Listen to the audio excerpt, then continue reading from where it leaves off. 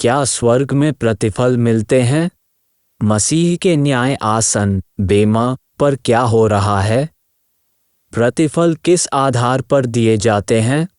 नमस्कार, पादरी Georgy pointer to eternity से और दूसरे प्रश्नोत्तर में वापस स्वागत है। जिस तरह खोए हुए लोगों के लिए नरक में सज़ा के अलग अलग स्तर होंगे, उसी तरह परमेश्वर के लोगों के लिए स्वर्ग में भी अलग अलग स्तर के प्रतिफल होंगे। कुछ लोगों को इस विचार को स्वीकार करने में कठिनाई होती है कि परमेश्वर अपने लोगों को वफादार सेवा के लिए पुरस्कृत करता है। उनका मानना है कि लोग प्रतिफल भूलकर अच्छे कार्य करते हैं, लेकिन बाइबल स्पष्ट रूप से सिखाती है कि परमेश्वर विश्वासियों को उनके कार्यों के अनुसार पुरस्कृत करेगा। परमेश्वर कोई समाजवादी परमेश्वर नहीं है। बाइबल स्पष्ट रूप से कहती है कि परमेश्वर न केवल न्यायाधीश है, बल्कि प्रतिफल देने वाला भी है। बाइबल हमें कुछ बातें बताती है कि परमेश्वर अपने लोगों को वफादार सेवा के लिए कैसे प्रतिफल देता है। सबसे पहले हमें ये देखने की ज़रूरत है कि मसीह का न्याय आसन बीमा क्या है। रोमियो अध्याय 14 पद 10 और 2 कुरिन्थियों अध्याय 5 पद 10 में मूल ग्रीक भाषा में रोम में न्याय आसन के लिए एक शब्द बीमा का उपयोग किया जाता है। बीमा एक ऊंचा मंच था जिस पर न्यायाधीश एथलेटिक खेल देखने के लिए बैठते थे। उनका काम ये सुनिश्चित करना था कि प्रतियोगी नियमों का पालन करें और विजेताओं को पुरस्कार प्रदान करें। बीमा कभी भी एथलीटों को डांटने या उन्हें किसी भी तरह से दंडित करने की जगह नहीं थी। ये परीक्षण और इनाम का स्थान था। उसी तरह मसीह का बीमा निंदा या दंड का स्थान नहीं होगा। 2 कुरिन्थियों अध्याय 5 पद 12 के अनुसार जिन लोगों ने पिन्तेकुस्त के दिन से लेकर तक अपने उद्धारकर्ता और प्रभु के रूप में यीशु पर भरोसा किया है, उन्हें मसीह के न्याय आसन पर प्रतिफल दिया जाएगा। यह निर्णय कलीसिया के मेघारोहण के तुरंत बाद होगा। न्याय आसन का उद्देश्य क्या है?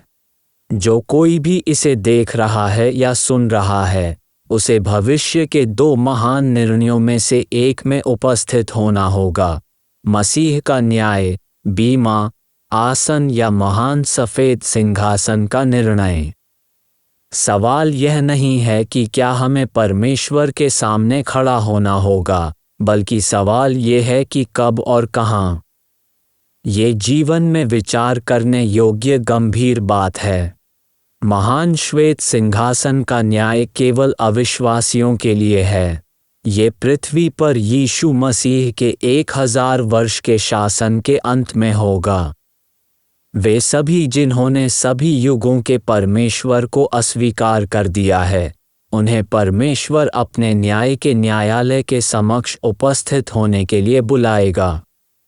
और उस फैसले का नतीजा क्या है? महान श्वेत सिंहासन के फैसले में उपस्थित होने वाले सभी लोगों को दोषी घोषित किया जाएगा और सजा शाश्वत मृत्यु या परमेश्वर से शाश्वत अलगाव होगी, जिसका उल्लेख प्रकाशित वाक्य अध्याय 20 पद 11 से 15 में किया गया है। मसीह का न्याय आसन कलीसिया युग के विश्वासियों के लिए है। इसका उद्देश्य ये तय करना नहीं है कि विश्वासी स्वर्ग या नरक में प्रवेश करेंगे या पाप के लिए दंड देंगे। वो मुद्दा पहले ही तय हो चुका था जब व्यक्ति यीशु मसीह को उद्धारकर्ता के रूप में विश्वास करता था। यूहन्ना अध्याय 5 पद 24 कहता है, मैं तुमसे सच सच कहता हूँ, जो मेरा वचन सुनकर मेरे भेजने वाले की प्रतीति करता है, अनंत जीवन उसका है और उस पर दंड की आज्ञा नहीं होती, परंतु वो मृत्यु से पार होकर जीवन में प्रवेश कर चुका है। रोमियो अध्याय 8 पद 1 कहता है, सो अब जो मसीह यीशु में हैं, उन पर दंड की आज्ञा नहीं, क्योंकि वे शरीर के अनुसार नहीं वरन आत्मा के अनुसार चलते हैं। इसलिए मसीह के न्याय आसन बेमा का उद्देश्य मसीह को स्वीकार करने के बाद हमारे जीवन, कार्यों, सेवा, विचारों, शब्दों, उद्देश्यों की समीक्षा करना है और यीशु के सही मूल्यांकन के आधार पर या तो प्रतिफल देना है या प्रतिफल रोकना है। मत्ती अध्याय 12 पद 36 कहता है, और मैं तुमसे कहता हूँ कि जो निकम्मी बातें मनुष्य कहेंगे, न्याय के दिन हर एक बात का लेखा देंगे।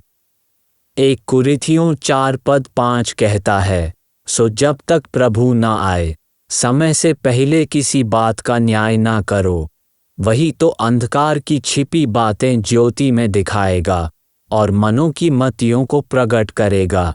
तब परमेश्वर की ओर से हर एक की प्रशंसा होगी। इब्रानियों 4 पद 13 कहता है, और सृष्टि की कोई वस्तु उससे छिपी नहीं है, वरन जिससे हमें काम है, उसकी आँखों के सामने सब वस्तुएं खुली और बेपर्दा हैं। निम्नलिखित तालिका यीशु मसीह के न्याय आसन और महान श्वेत सिंहासन के न्याय आसन के बीच मुख्य अंतर बताती है। मसीह के न्याय आसन का सामना कौन करेगा? कलीसिया युग के विश्वासियों का सामना होगा। वे फैसले का सामना कहाँ करेंगे? स्वर्ग में। कलीसिया युग के विश्वासियों को फैसले का सामना कब करना पड़ेगा? ये कलीसिया के मेघारोहण के बाद होगा। कलीसिया युग के विश्वासियों को मसीह के न्याय आसन का सामना क्यों करना पड़ेगा? पृथ्वी पर बिताए गए अपने जीवन का प्रतिफल प्राप्त करने के लिए। न्याय का महान श्वेत सिंहासन सभी युगों के अविश्वासियों के लिए है। यह निर्णय यीशु मसीह के 1000 वर्ष के शासनकाल के बाद अंतरिक्ष में क्रियान्वित किया जाएगा। सभी अविश्वासियों का पृथ्वी पर बिताए गए उनके जीवन के लिए यीशु मसीह द्वारा न्याय किया जाएगा। न्याय आसन की तैयारी। किसी भी शैक्षणिक कार्यक्रम में सबसे महत्वपूर्ण दिन परीक्षा का दिन होता है।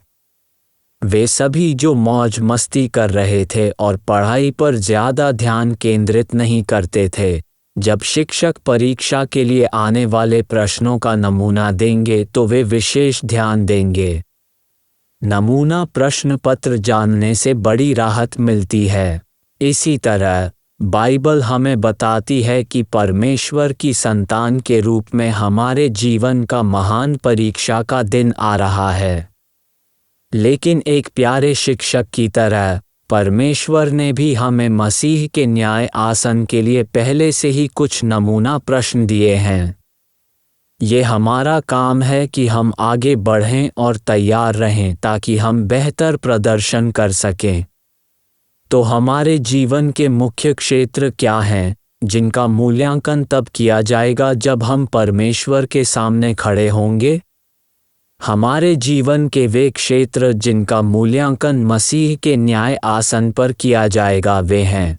सबसे पहले हमारा मूल्यांकन इस आधार पर किया जाएगा कि हम अन्य विश्वासियों के साथ कैसा व्यवहार करते हैं। दूसरा, हम अपनी परमेश्वर प्रदत्त प्रतिभाओं और क्षमताओं का उपयोग कैसे करते हैं। तीसरा, हम अपने पैसे का ईमानदारी से उपयोग कैसे करते हैं।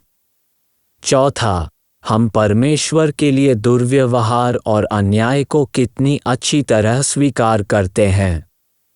पांचवां, हम परमेश्वर के लिए कष्ट और परीक्षण कैसे सहते हैं। छठा, हम अपना समय कैसे व्यतीत करते हैं। सातवां, हम उस दौड़ को कैसे दौड़ते हैं जो परमेश्वर ने हमें दी है। आठवां, हम अपनी शारीरिक भूख को कितनी अच्छी तरह नियंत्रित करते हैं। नौवां, हम कितने लोगों की गवाही देते हैं और मसीह के लिए जीतते हैं। 10वां, मेघारोहण का सिद्धांत हमारे लिए कितना मायने रखता है। 11वां, हम परमेश्वर के वचन और परमेश्वर के लोगों के प्रति कितने वफादार हैं। परमेश्वर के वचन के शिक्षक और प्रचारक के रूप में। 12वां, हम अजनबियों के प्रति कितने सत्कारशील हैं। 13वां, हम अपने पेशे और बुलावे में कितने वफादार हैं। 14वां, हम अपनी जीभ का उपयोग कैसे करते हैं। इससे आपके मन में कोई डर नहीं होना चाहिए। परमेश्वर के प्रति स्वस्थ भय रखना अच्छा है, ठीक उसी तरह जैसे लोग यातायात नियमों और अन्य सार्वजनिक नियमों का पालन करते हैं जब उन्हें पता होता है कि कैमरे उन पर नज़र रख रहे हैं। बाइबल की इन आयतों को ध्यान से पढ़ें। परमेश्वर से प्रार्थना करें कि वह आपको अनुग्रह दे ताकि आप अपने जीवन के इन क्षेत्रों में आगे बढ़ सकें, ताकि जब आप एक दिन यीशु के सामने खड़े हों तो आप शाबाश, अच्छे और वफादार सेवक शब्द सुन सकें, जैसा कि मत्ती अध्याय 25 पद 21 में देखा गया है। आमीन। अगर आपको यह वीडियो फायदेमंद लगा तो इसे दूसरों के साथ भी शेयर करें। परमेश्वर आपका भला करे।